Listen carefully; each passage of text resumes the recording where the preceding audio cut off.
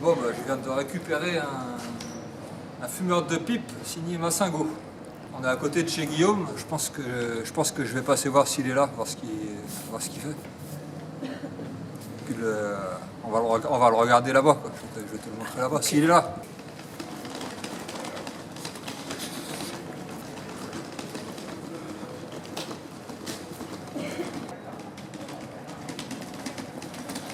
Ah, c'est juste à côté, en fait.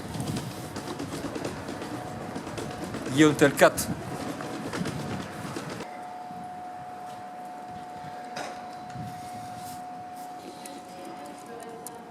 Ah ouais, il y a du monde là-dedans. Guschelbauer. Appel en cours.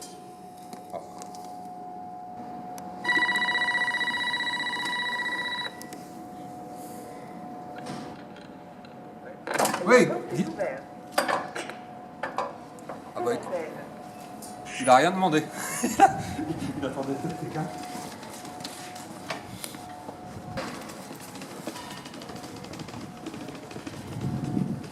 Appel en cours.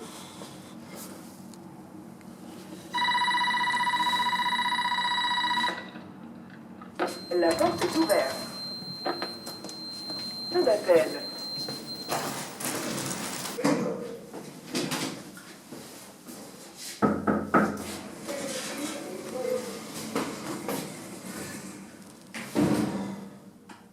Ah, il est un peu sourd, Guillaume. Ah! Hop! Ah bah,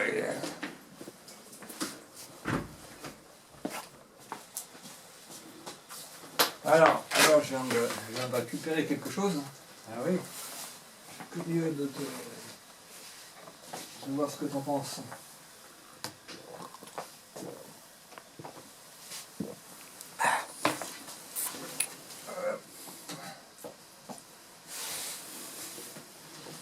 Oh là là.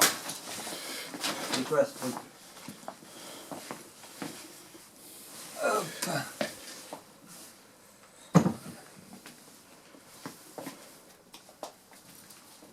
Ouais. Bon. Franchement, c'est pas un truc qui me plaît. Non, ça correspond pas à... Du moins, c'est une image très galvaudée, très cliché. Ah ouais. Bon. Et ça, il y a un truc que je t'ai pas montré, c'est que Massingo à Brazzaville. 15 km, route Gabé. Ah ouais? Massingo, ça te dit rien? Non. Grégoire Massingo. Non. Grégoire Massingo, bah moi je l'ai découvert il y a quelques temps, j'en ai trouvé un premier. Un masque magnifique, un truc Ah bonne oui. matière, en Wenge. Bon, ça te plairait pas non plus, je pense. Enfin, et du coup, je la cherche maintenant. Ouais, d'accord. Et on en trouve, et on en trouve. Et Grégoire Massingo, il est quand même considéré comme un des pères de la sculpture Africaine contemporaine. congolaise. Ouais, Ah oui, d'accord. C'est un artiste super important, quoi. Il est né en 1910, Ah d'accord. Congo-Brazzaville. Ça explique aussi la chose. C'est que bon, il y a eu le colonialisme, les influences, les curés, voilà. Bah, les curés, ouais, parce que Bah oui, les parce curés. qu'il a fait des Christ. Ah oui. Ouais, Bah, ouais. Je l'ai trouvé un. Ah ouais. Tu vois, bah, ça me semblerait autant cliché ce que tu as là que ça peut te sembler cliché, quoi. C'est peut-être Bah non, un parce cliché que inverse. bon, il y a... Bah tiens,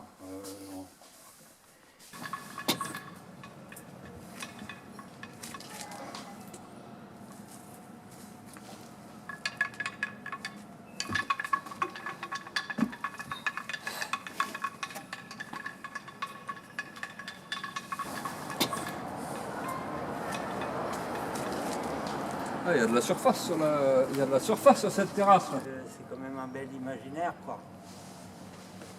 Et sinon, tu bosses sur quoi en ce moment? Moi, bah là, il faudrait que vous veniez à l'atelier, quoi. Quoi, je travaille avec du papier mâché. Voilà. C'est toujours d'actualité. Et ouais, du balai, du balai, du balai. Du balai, du balai, du balai. Et ça fait longtemps que t'es ici dans le quartier? Ouais, en septembre, ça va faire 25 ans. On est arrivé il y a 25 ans, Sophie et moi, suite à un squat qu'on avait fait, on avait ouvert avec Gilles, la rue de la Justice. Et comme le promoteur qui était la RVP, qui est aussi qui fait des logements sociaux comme on est ici, il voulait pas nous foutre dehors. Ils n'avaient aucun moyen judiciaire de nous foutre dehors, donc ils ont négocié avec nous. Donc Sophie et moi, ils nous ont pillé cet appart. C'est quand même bien amusé. Et sinon, tu as toujours ton atelier à Fontainebleau? Ouais. J'ai bien envie de voir ce que le Massingo donnerait en compagnie des autres. Là. Je vais le chercher.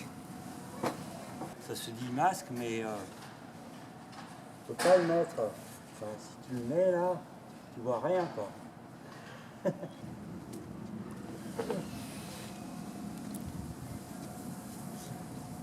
Au XXe siècle, c'est quand même plus cohérent de faire ça que de continuer à reproduire les...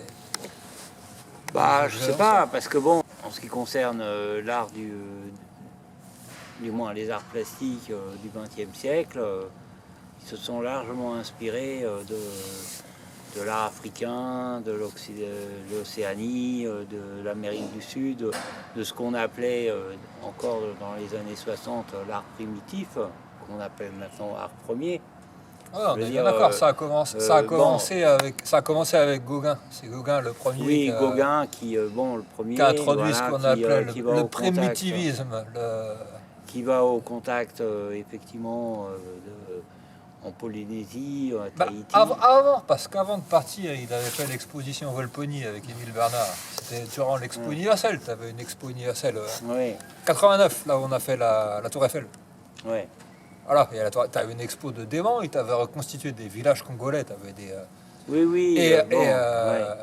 Congolais, Gabonais, de toute l'Afrique. Et là, Gauguin a acheté... Ils avaient fait une expo au Café Volponi, ils n'ont rien vendu. Mais Gauguin a acheté des statuettes africaines. C'est venu de là, quoi. Ça a commencé là. Oui. La fin du 19e, début du 20e, les artistes commencent à s'intéresser aussi aux arts qui viennent des colonies. Ils commencent à collectionner. C'était déjà une forme d'artisanat quelque part, parce que c'était des trucs que tu trouvais dans une expo universelle. C'était un peu l'équivalent du salon de l'agriculture aujourd'hui, tu vois. C'était un peu sauf que c'était beaucoup plus énorme, parce que tu avais 20-30 millions de visiteurs, ça n'avait rien à voir. Mais, oui, non, mais bon, c'est pour revenir à ta réflexion de tout à l'heure, tu vois, c'est que bon, moi je pense que l'art du XXe siècle, il s'est fortement régénéré justement au contact des autres cultures à travers le monde et par rapport à ce qu'elles pouvaient représenter, même ça a été jusqu'à influencer la science, les sciences humaines, la psychanalyse. Freud, il était aussi un collectionneur d'art des colonies. Bon, il y a quand même un tableau emblématique qui est de Picasso, Les Demoiselles d'Avignon, où effectivement, Picasso, clairement, mais des figures inspirées de l'art africain. La tête se retrouve 4 fois dans le corps, en gros. La tête est disproportionnée, quoi. Mais à côté de ça, il a produit des bustes, où là, tu dirais du buste classique, académique, mais c'était important pour eux de pouvoir se représenter leur visage, quelque chose. Parce que moi, j'ai vu ça en Polynésie avec Mara. C'était un truc étonnant. En fait, ça n'a pas été qu'en Afrique, c'était dans toutes les... Oui. Là où il y avait les potes premiers, ils ont été très passionnés de se sculpter leur visage, de pouvoir se représenter de manière de la technique. Ça me semble aussi intéressant que ce qui s'est passé de l'autre côté, tu vois. Et personne s'y intéresse. Et ça, les pièces sont signées. Et les sculpteurs sont complètement oubliés, personne s'y intéresse. Alors qu'ils ont produit, c'est un truc de fou. Oui, oui, là il y a un sculpteur sénégalais, là, Ousmane Sow. Manso, voilà. Ouais, c'est pas la même chose. Euh, Ousmane Sow, il a été, mais, il a été académicien, il est rentré à l'Académie française. Oui, oui, mais Enfin, bon, l'Académie des Beaux-Arts. chez lui, il y a quand même quelque chose de très intéressant, c'est que bon, même si c'est accaparé, on peut dire, la culture occidentale, néanmoins, bon, on sent chez lui cette volonté de rester dans sa propre identité, bien que ce mot, en ce moment, il est tellement calvaudé que bon... En fait, si j'ai pu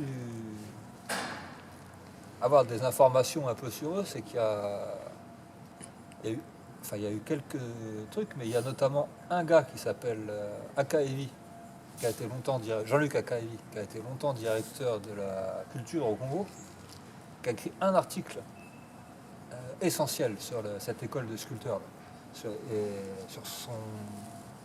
son oncle. Son oncle s'appelait Mayola.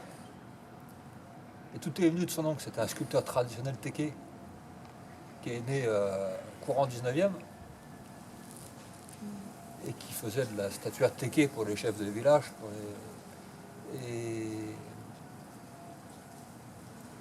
Et qui est devenu tellement renommé au Congo qu'il a eu.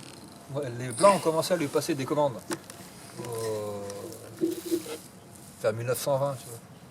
Et il a commencé à avoir beaucoup d'élèves, dont ses neveux, qui est Massango et son cousin Konongo, Ouais. et d'autres, quoi. Et ils ont créé une école de sculpture qui a une production considérable. Mais le plus productif, je pense que c'était Massango, parce que Massango, on en trouve beaucoup. Ah oui. Ah ouais. Toujours différent. De toute façon, la période coloniale, elle fait partie de l'histoire. Maintenant, effectivement, c'est essayer d'aller au-delà des discours passionnels et puis d'essayer de voir les choses. Moi, je sais que nous, en tant qu'occidental, on en a largement bénéficié, quoi. Ça, du moins, dans les arts plastiques, c'est carrément évident, quoi.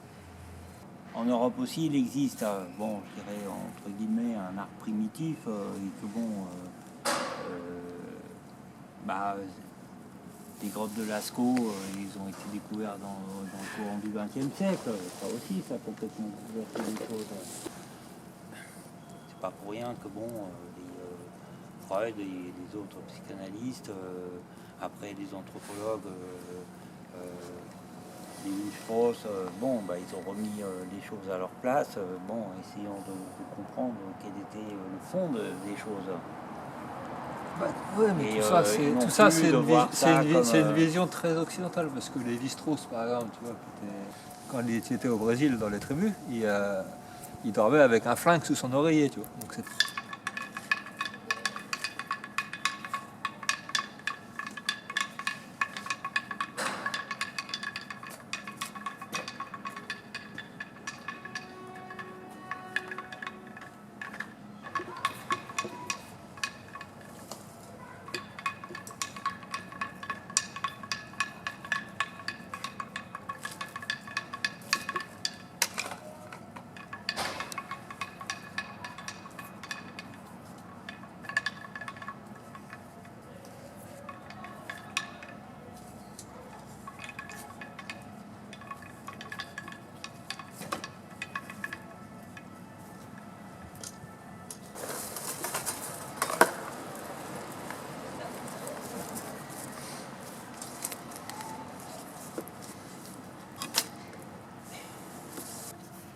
Titeuf. Ah, mais il y a eu des poissons rouges ici. Il y en a un qui a survécu 3 hivers.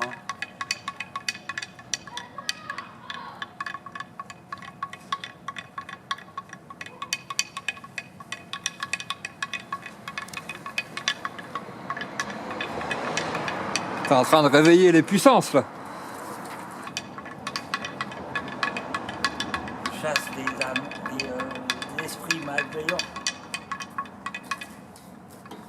Il y aura de quoi en mettre des pièces, là, en plein air.